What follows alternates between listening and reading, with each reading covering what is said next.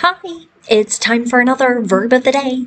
Today's verb is jeopardize. And this verb was suggested by the viewer Abdi. Abdi, thank you so much for this suggestion. Now let's spend a moment and review what this verb means. The main way to use the verb jeopardize is to put someone or something into a situation in which there is a risk or a danger of loss, harm, or failure. So we can see this verb being used in a number of different contexts. I know I've heard it used in connection to sports. One team is maybe winning, but a player does something that puts that lead at risk. So you might hear an announcer use that particular verb to describe the action or the play that's occurring. This gets used in politics quite frequently, particularly in connection to elections and maybe who is viewed more favorably at particular points in time.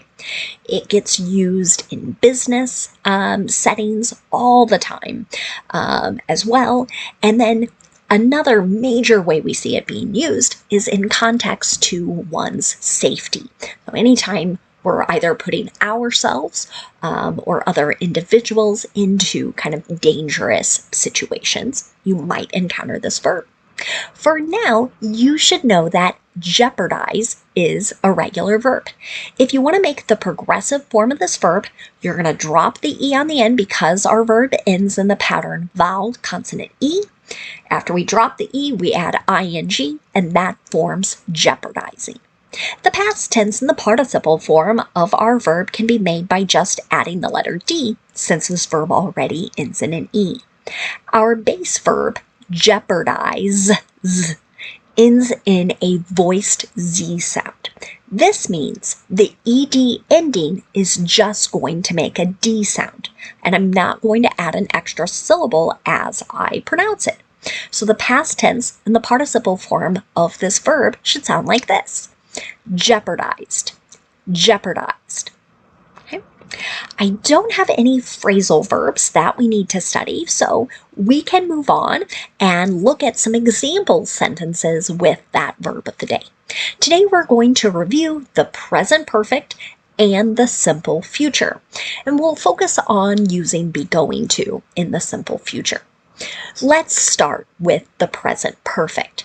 We can use this verb tense in a couple different ways. One way to use it is to describe completed actions that occurred at an unknown point in the past tense. Sometimes this is called the indefinite past.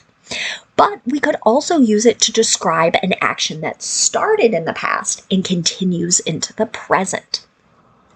The thing about the present perfect, you'll notice two P's. That can help you remember you will need two parts to make your verb. So we're going to be using a present form of have, and then we're going to use the participle form of our verb. Have has two forms in the present tense, so we have to pay attention to our subject. If the subject happens to be I, you, we, or they, we'll use have and then that participle.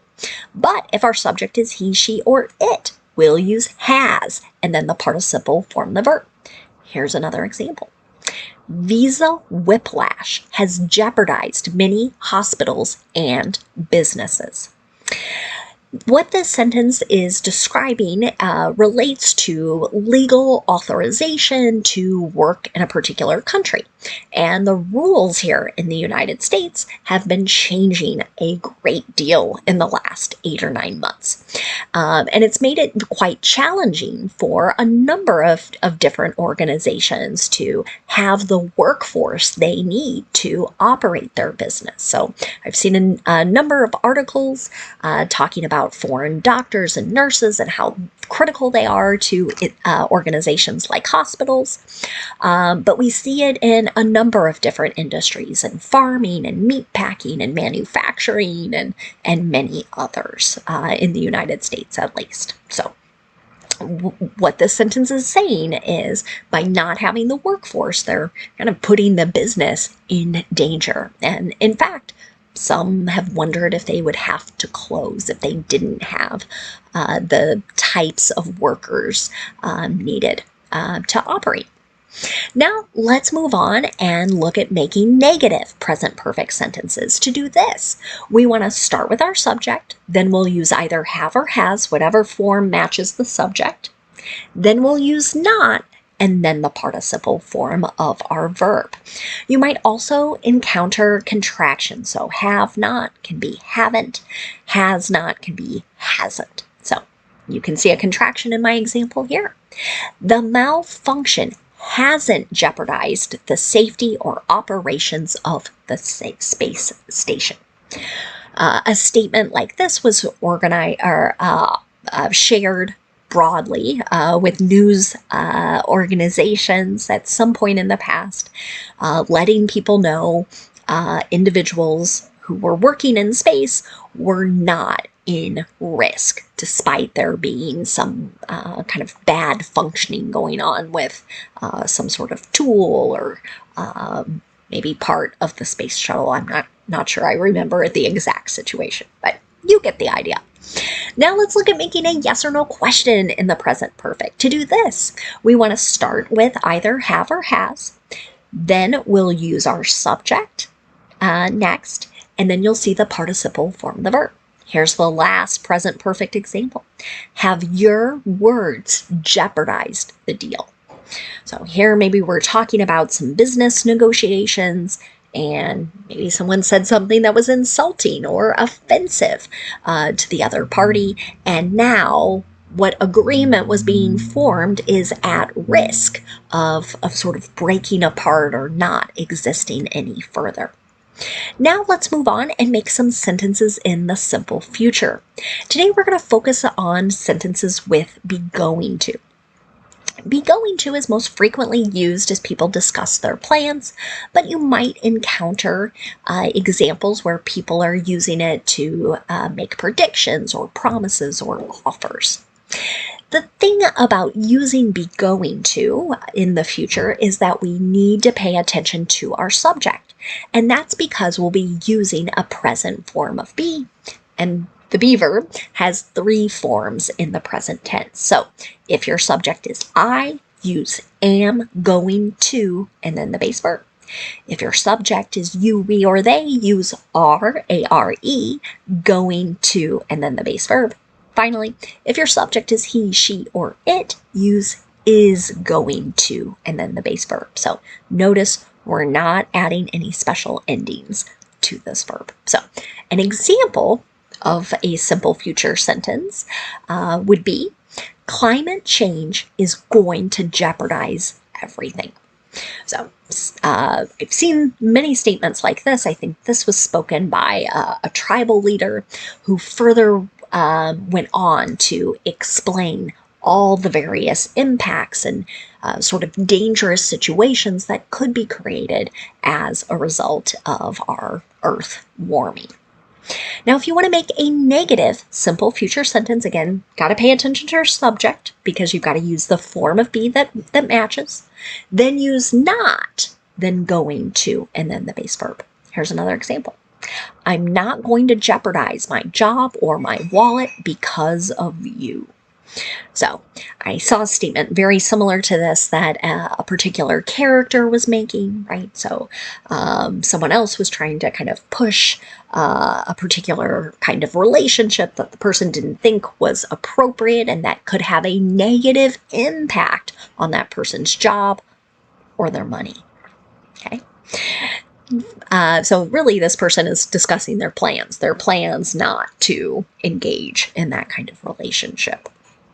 Finally, let's look at making a yes or no question in the simple future with be going to. To do this, you want to start with your present form of be, whatever form matches your subject. That subject comes next. Then use going to, and then your base verb. Here's the last example.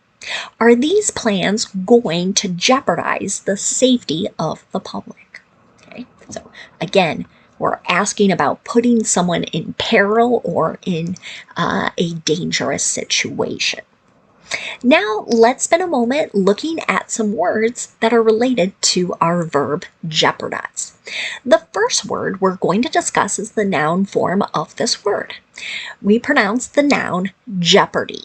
Okay, and this just really refers to the danger of loss, harm, or maybe the danger of failure.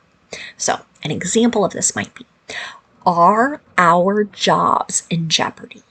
Okay, so here someone might be worried.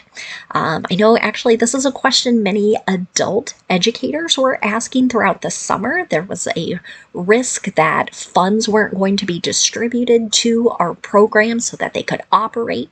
And so I had a number of people I'm connected to sort of concerned.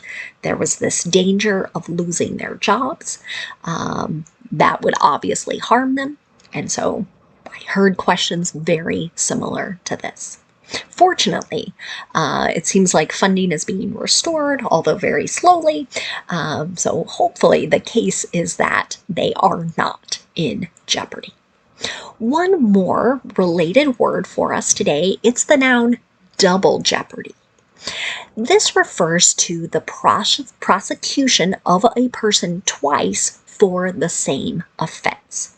And this particular activity is barred or prohibited by the Fifth Amendment to the U.S. Constitution. So someone cannot be brought in front of court again and again and again and tried for committing the exact same crime under the same circumstances. Now, if somebody steals thing A on day one, then they steal something else on day two, those are different offenses because they occurred in maybe different places or times, different situations, but they cannot be repeatedly tried for that first accusation or incidence of theft. So, an example of this in a sentence might be, can she still be prosecuted on that charge without double jeopardy?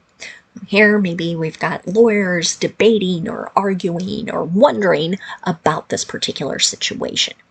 Now, you're not likely to encounter the second noun very often unless you maybe work in a legal field, but it's still, I think, a good thing to know. Thanks again to Abdi for suggesting today's verb. I thank you all for watching, and I hope you have a great day.